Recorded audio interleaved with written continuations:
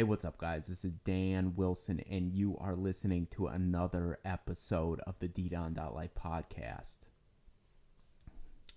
I'm doing 365 days of podcasting, and I'm doing a new episode every day. So I went to do my episode today, and it was really bad. It was really bad. I mean, there's been bad. There hasn't been that much good, to be honest. But there's been worse. There's been okay and worse. And this was bad. And I don't care. I'll put out bad shit. I don't care if I will put out the bad shit. But this was too bad. And so we redid it. And Ken heard me recording. And he was like, well, at least you got it done.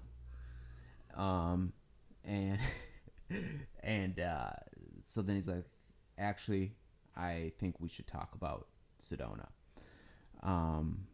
Let's do it right now. Let's just do another one. You can put it out tomorrow. And I was like, well, if we do another one, I'm just going to put that one out.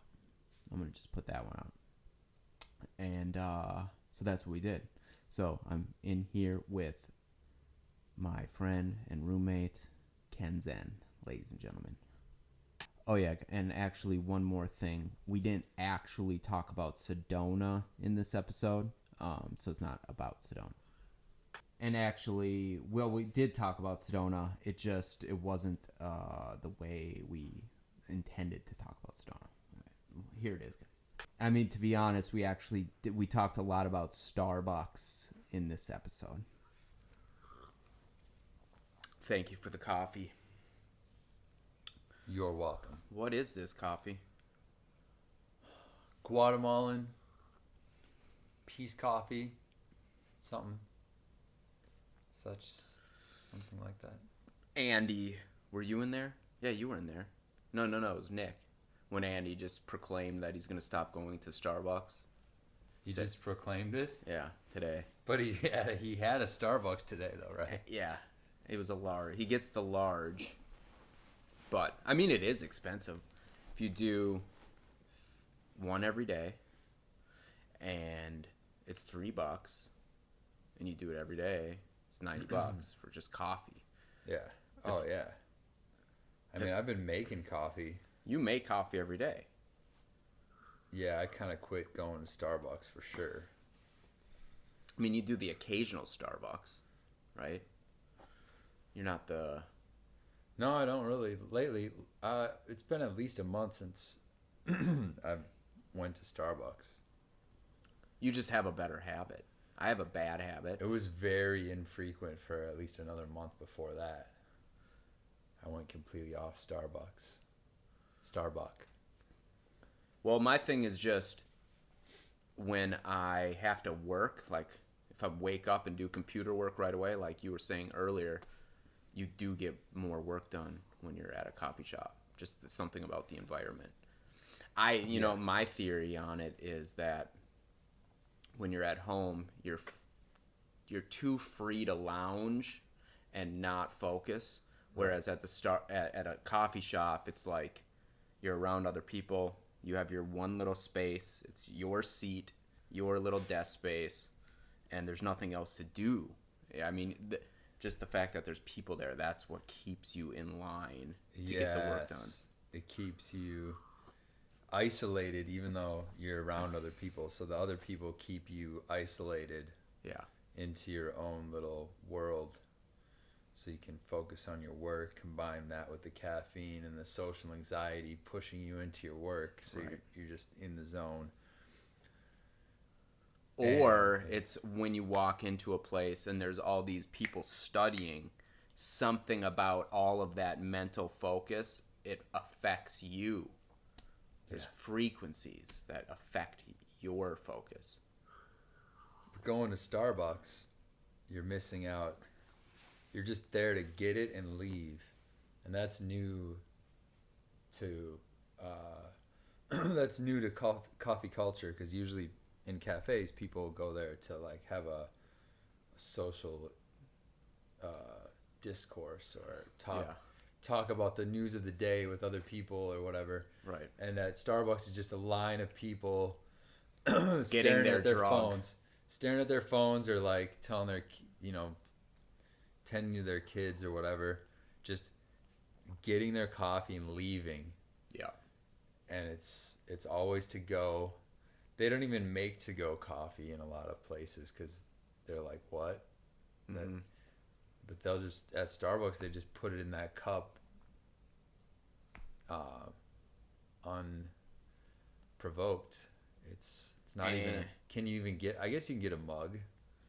I don't know. I never see people with mugs. I always see people with ventis.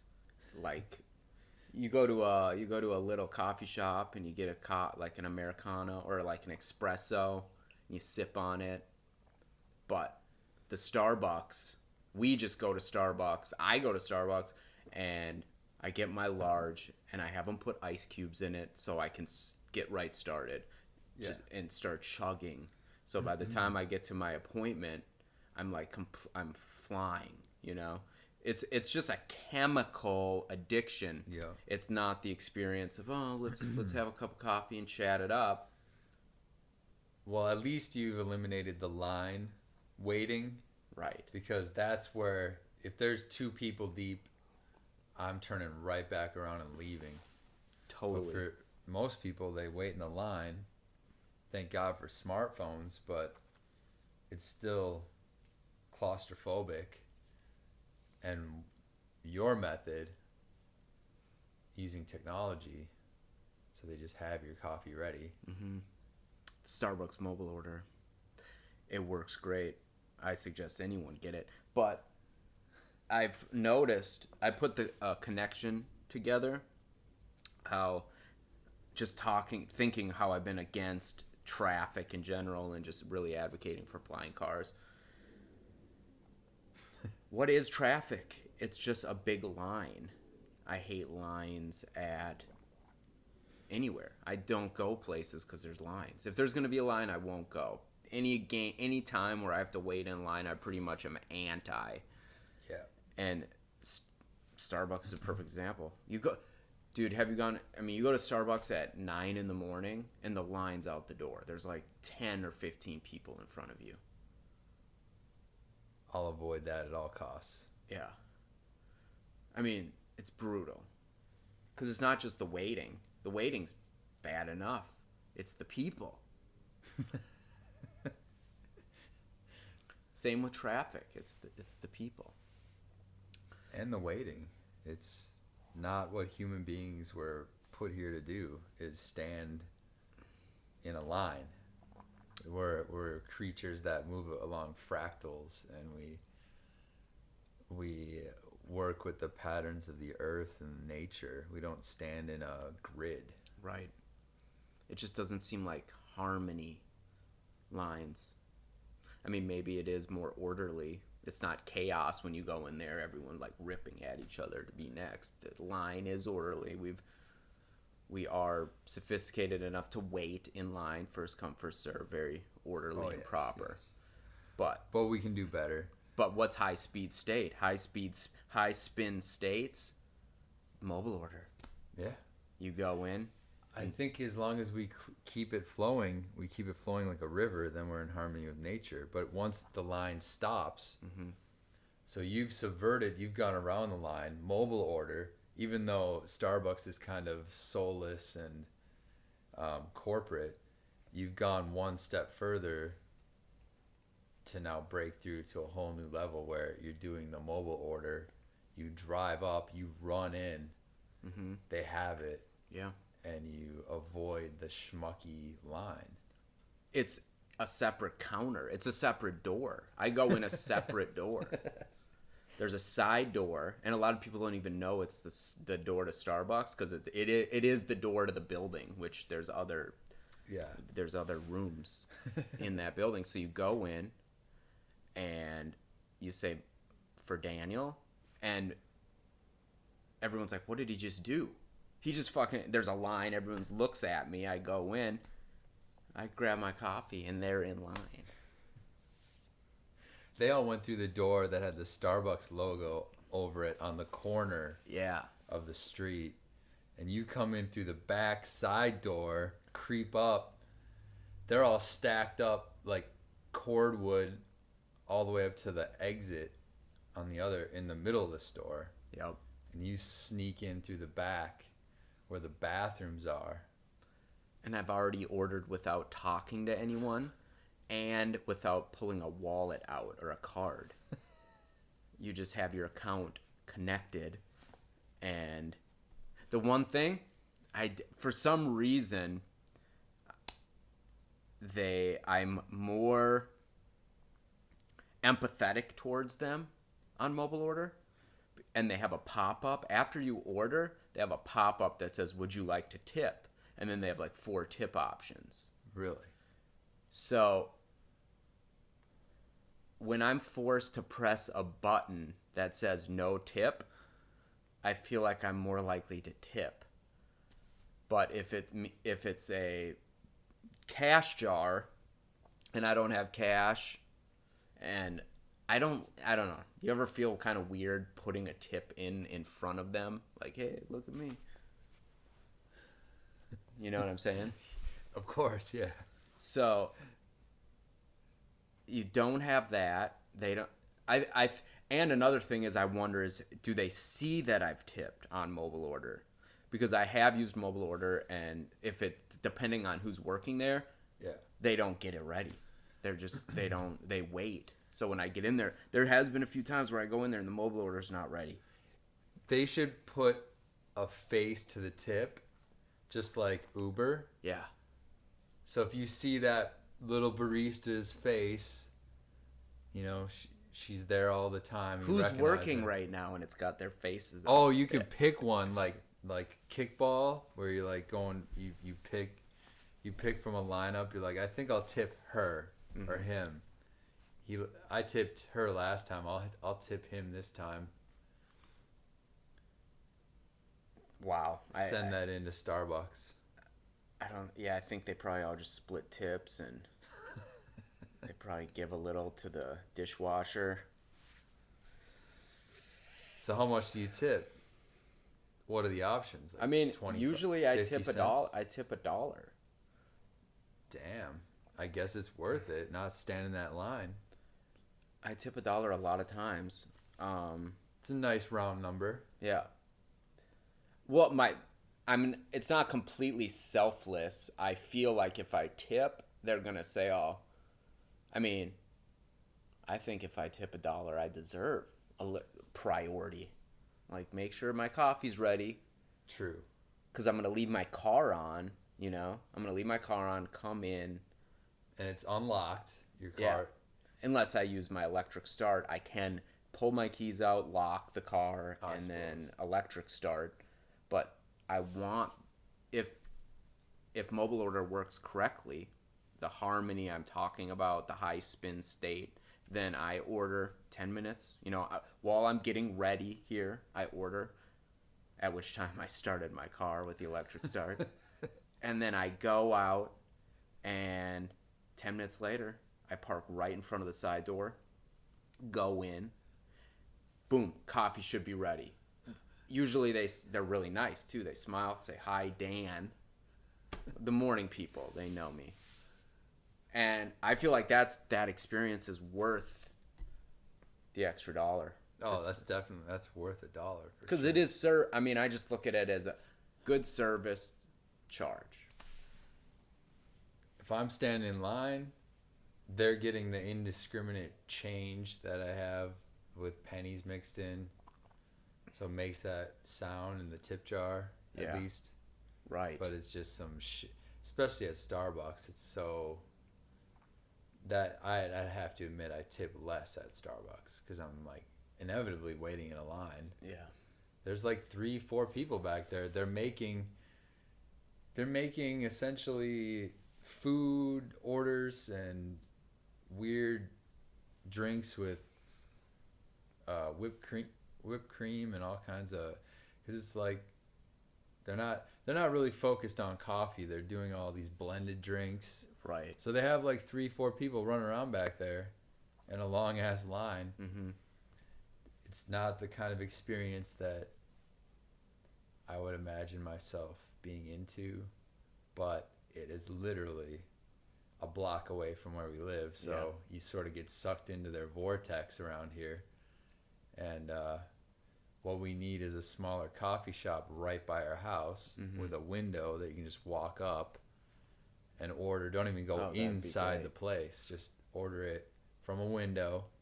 Simple order. Boom, boom. Yeah. You found the hack for their system. The next upgrade is just going to be an arrangement you might have with one of them to walk it up to your house. Whoa. And you tip them $2. And Starbucks delivery? Cash, though. You might even say $3. And one of the... they say they're going on a smoke break. Yeah. But they're actually they're actually walking your drink up to your house. Yeah. That would, yeah. I think that's something to strive for. It'd especially be great if we were all hanging out and we were like, you guys want Starbucks? Mobile order, delivery. Indeed. Man. That's impressive stretching. Or what do you call that? Lotus pose. When you started doing yoga, could you do that? No. Or come close to it? I could just cross my legs, and I could barely sit up straight without, I don't know, not struggling, just the flexibility isn't quite there for a lot of people to just sit up straight with their legs crossed. Yeah. They kind of have to like curve their back in a little bit, or they're just not used to it with the standard furniture chair setup that we have these days. So slowly but surely, somehow I ended up opening my hips up enough so I could essentially pretzel my feet over my thighs and pull them in pretty tight. So it's kind of like I mean, your feet are like up on top of your quads. They're like completely on top. Yeah. Fuck, dude. And it slowly happened over time of just doing consistent yoga practice. So now it's a comfortable little stretch just to have them tucked in. It's actually I'm engaged, like it's kind of a way to stretch while you're just sitting here doing nothing. Right. And it doesn't take up much room. The kind of stretch you're doing, you're actually compacting. Well, I get to the point now where if I'm sitting on furniture, I end up wanting to sit either cross-legged or even in this lotus or half lotus, where half lotus is just where you have one leg up on top and the other leg is under the other thigh. It's more like sitting cross-legged where you have both feet under each thigh, but you start by putting one up on top and then you pull the other one up and through and lace it in. Wow. Dude. And then kind of tighten the lace, essentially. So when you come out of that, are your joints ever sore? Maybe if I'm in it for too long, like 10, 15 minutes. But was it that way when you started doing it? Like, would you be sore after poses? Yeah, I mean, it just came so incrementally that you just don't really notice it. You just slowly but surely get there. So because that's my problem. Like, I'm gonna stand up from this. I'm not, I'm just sort of crossed, and when I stand up, it hurts. Sure. That's just part of it. I mean, that's just weakness leaving your body, right? Right. I mean, same as going hard in the gym. Sometimes stretch your way into you kind of feel it after. That goes away after a while. Being sore from stretching. Yeah. I rarely get that way these days. So sitting on traditional furniture gets weird because sometimes I'll be in this lotus or cross-legged, and it doesn't really fit with the dynamic of everyone else sitting properly. It's not really socially acceptable necessarily, but it's entirely natural for me now. I actually prefer it. So when we had a couch in this space,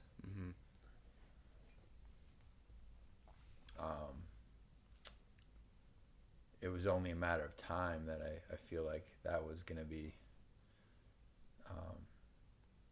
that whole traditional living room dynamic was going to get changed. But well, we were spending more time on the floor. I was putting a mat down.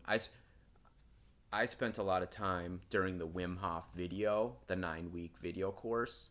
I had to make like, a yoga mat with a pillow and a blanket. And it was on the rug, and I was laying down on the floor every day. Oh, yeah. And I was trying to put my computer places, and the ottoman was in here, and there just wasn't enough room because the first half hour of the class, it's a bunch of stretching and yoga poses and stuff. So I had no room in here with the furniture. There was a chair, a love seat, and an ottoman, and then we had the TV. And meanwhile, you would come home, and we would just, doing different yoga poses and things. Oh, excuse me. It was just a matter of time that we sit in here and medicate and come to the conclusion. I don't know. Didn't you feel like that night you just saw something? Like you had how when you look at a piece of marble and not me, but an artist looks at a piece of marble and they can see the statue inside of it before they carve anything out. That's how I felt when we were sitting in here that one night and we decided.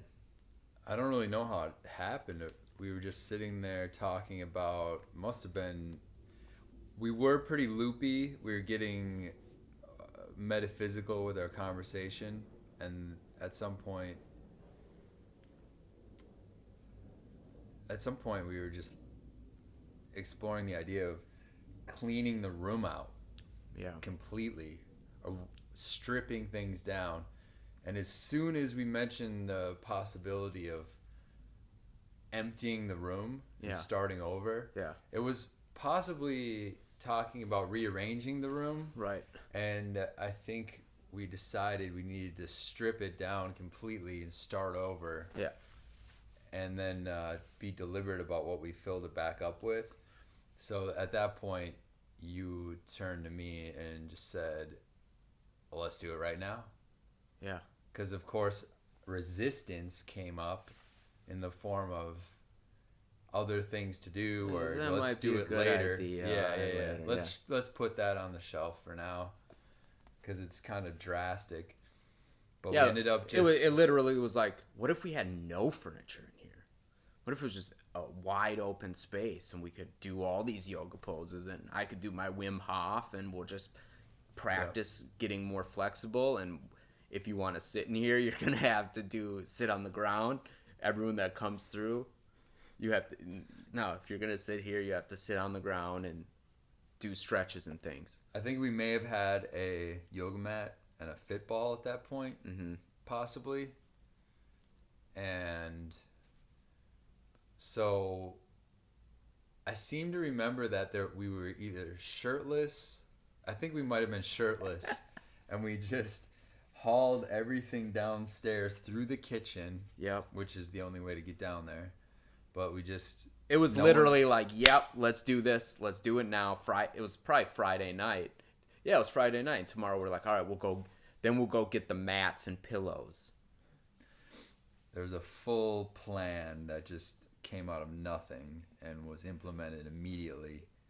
And we moved everything downstairs. We rolled up the carpet, hauled that. That was a kind of a beast to get downstairs, as was the couch.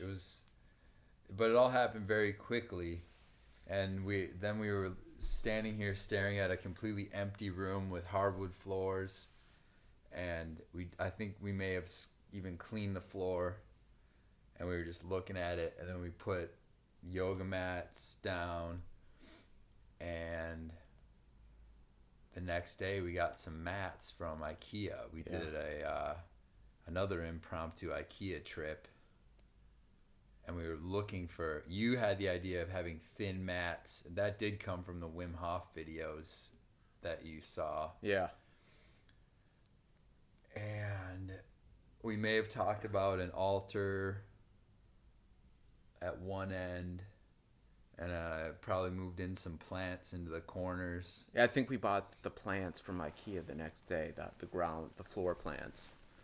Well, those plants are mine, but we had a couple other ones. One of them since died. That was the other one right there. And we started off with one mat, right? It was one mat. Well, it was the chair for those IKEA chairs. Oh yeah. We cut it up, and it was a mat. It's like the top of a chair. Yeah. One of those. I forget the name of it now, but it was just the IKEA chairs that are like wooden and they kind of rock back.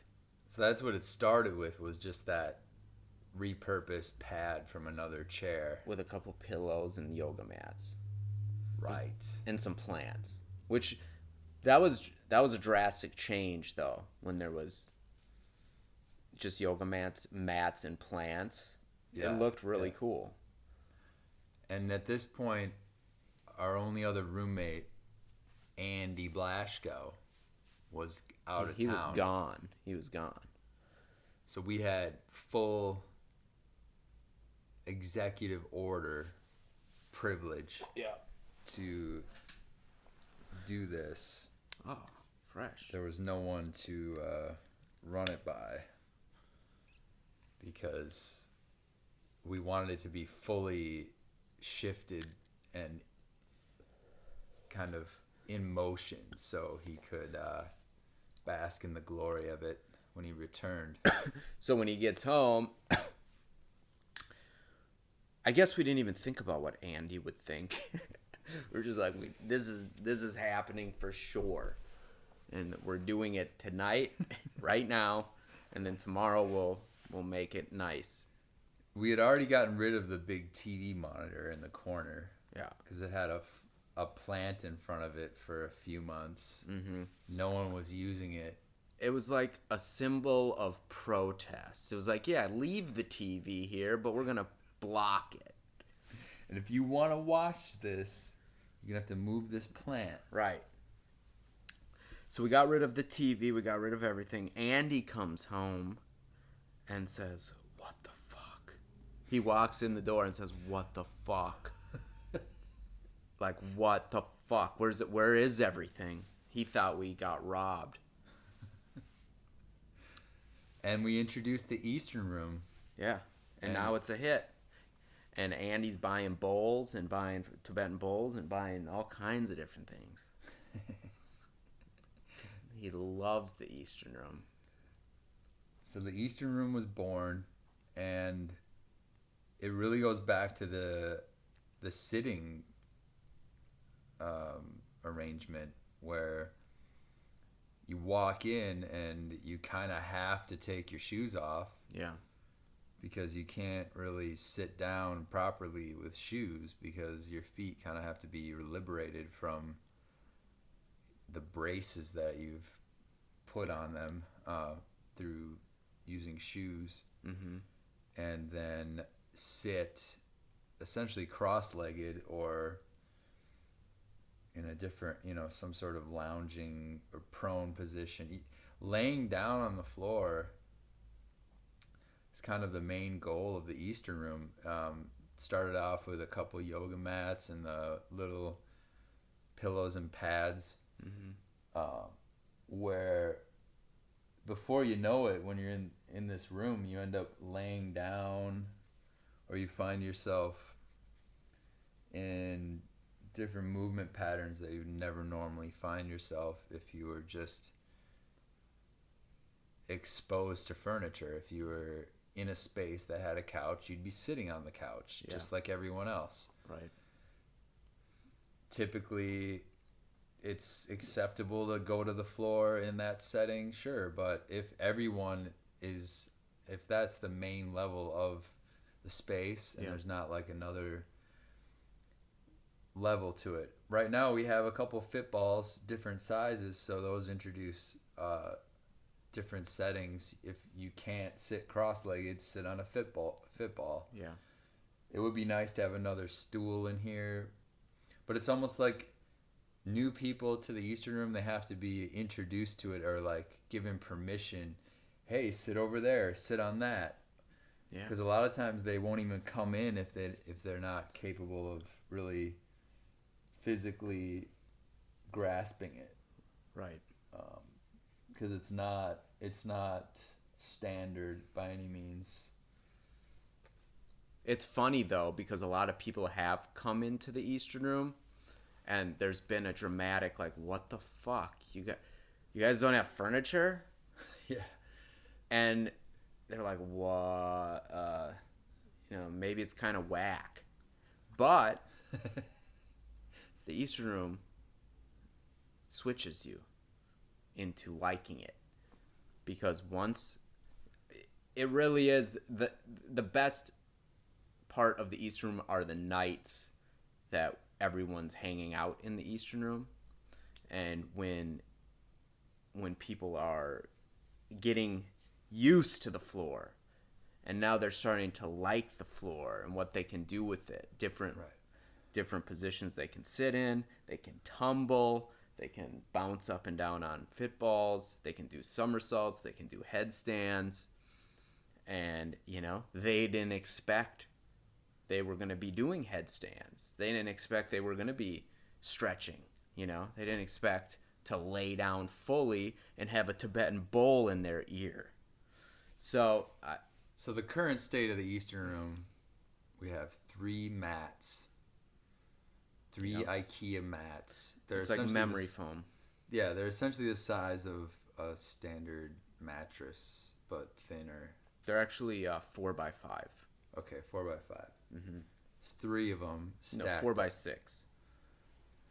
And then pillows, optional blankets, and 2 fit balls, as we said, and then a wicker stool with more pillows. We have a yoga block and some floor space. Couple kettlebells here, couple dumbbells there. We need another yoga mat set up almost permanently in here. It's always the table. And we have the altar. We have incense to burn, candles everywhere. Devotional. It's sort of a devotional center. We have some rocks from Bell Rock. Ken has. We have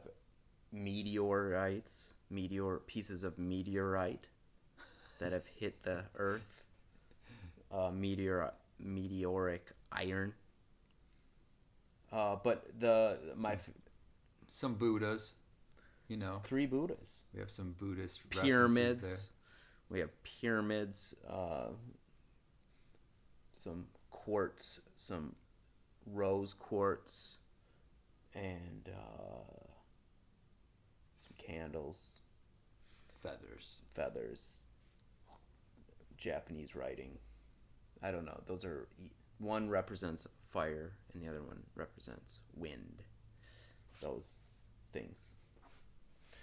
But my favorite part is the incense options.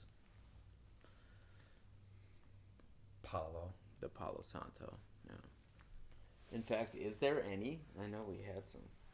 It's somewhere, because I've been taking the Palo Santo with me to various gigs, and I've been lighting it in the club or at a after party or something.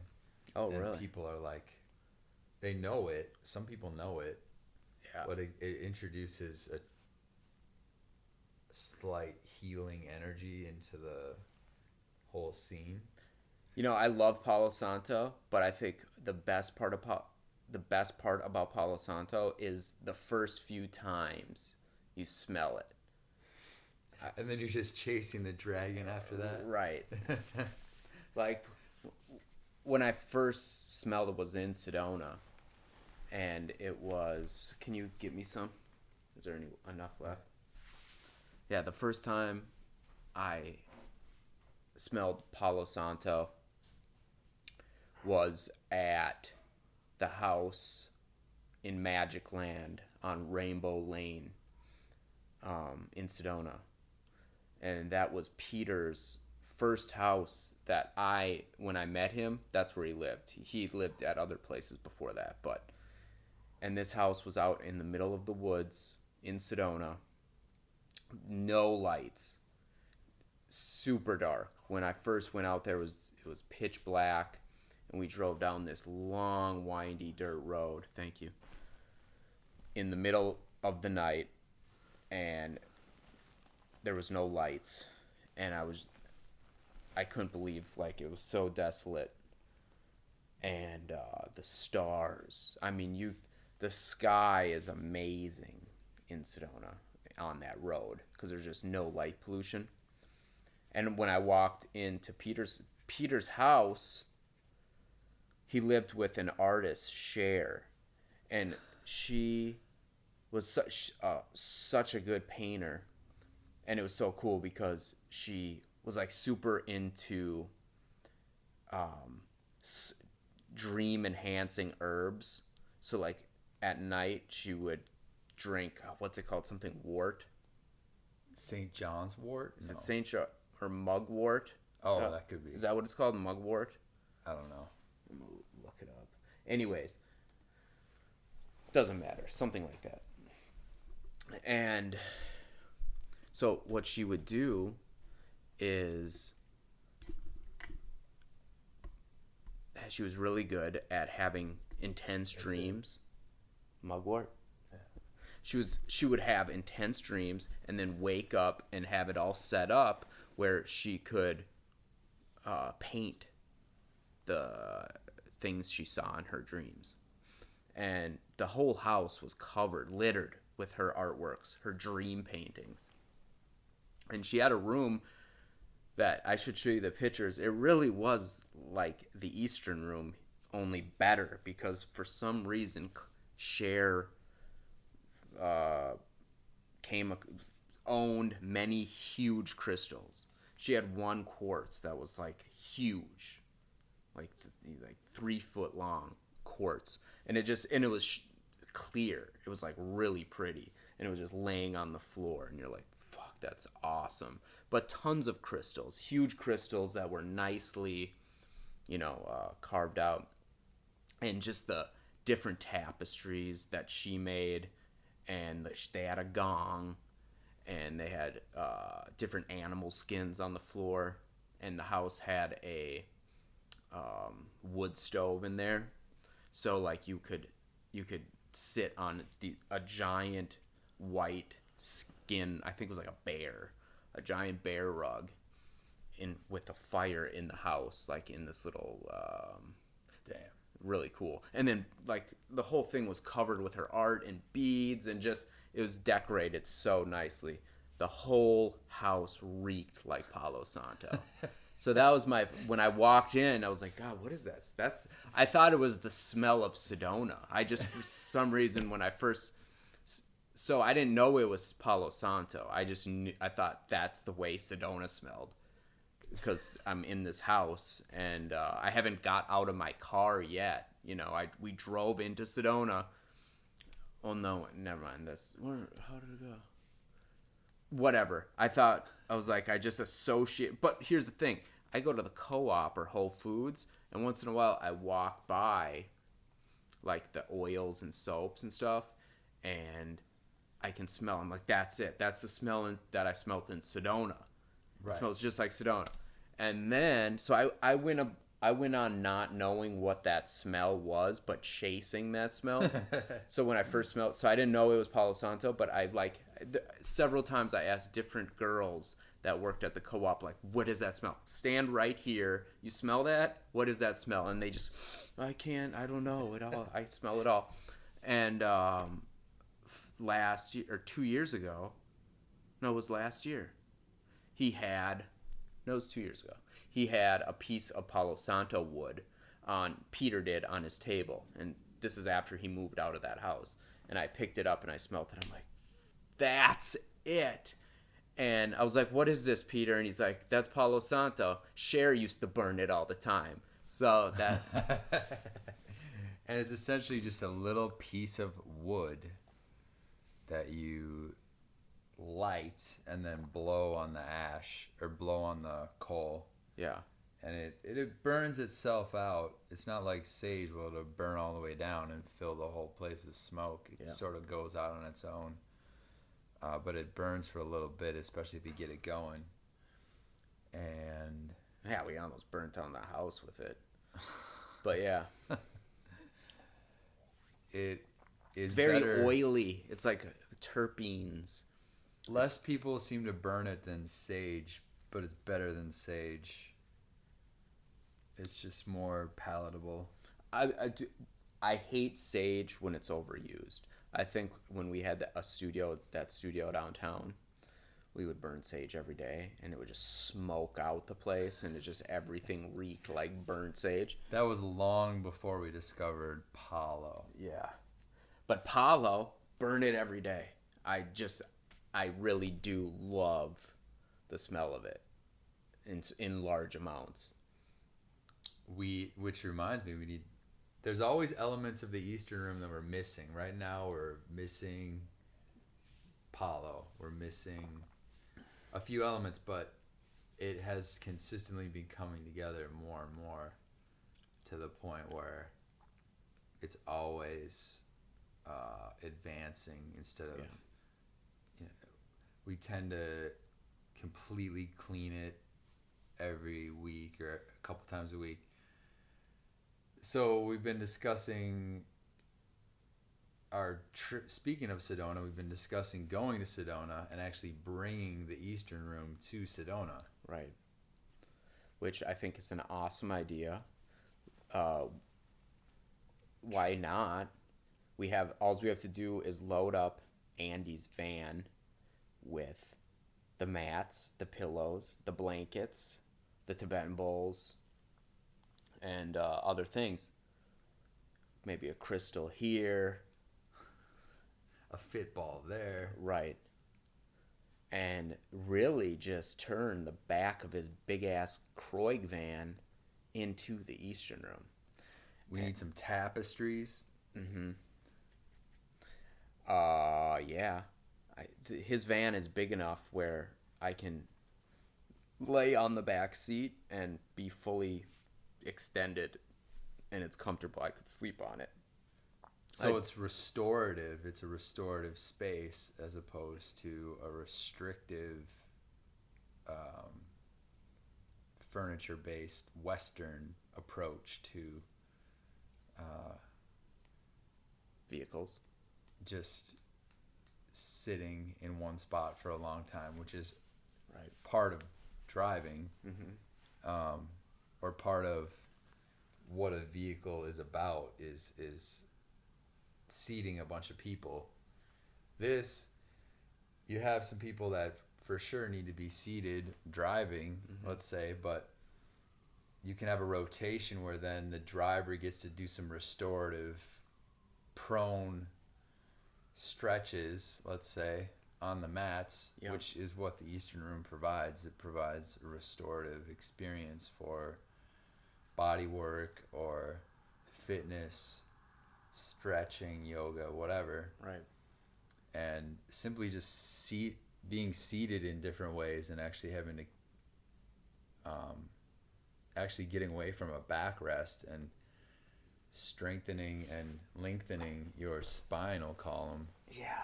And raising your kundalini through breathing techniques, and sitting in that way has a energetic shift that happens within your body too, because that's how yogis and sadhus used to meditate for hours and days on end. It's just in a erect, seated position. They didn't have backrests everywhere. Yeah, I mean, Buddha sat under a tree. Maybe he sat with his back against a tree, but like even that is straight up and down.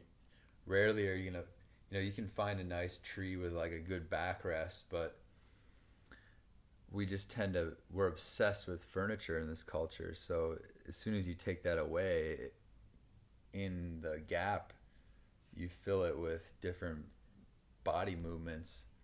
And if we can, instead of going on a plane and flying to Sedona or flying to Phoenix and then driving to Sedona, instead of that, which is completely jarring to your physiology, going on a plane and sitting in a seat, if we can flip it on its head and just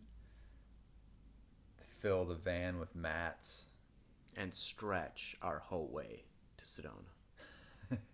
So by the time we get there, we'll be all stretched out, ready for the yoga festival. Oh yeah. All those other people going to the yoga festival are going to be on planes, and they're going to be in cars, and they're going to be stiff when they get there, but we'll be just twisted and stretched out and squeezed. Freshly juiced. Yeah, so that's about it.